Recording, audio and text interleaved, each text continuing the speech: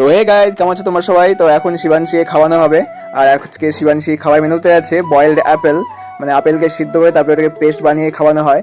আর এই দেখো শিবাংশী খাবার ব্যঙ্গ শুরু হয়ে গেছে, মানে প্রথমে টেস্ট করে কি খাওয়ানো হচ্ছে ওকে।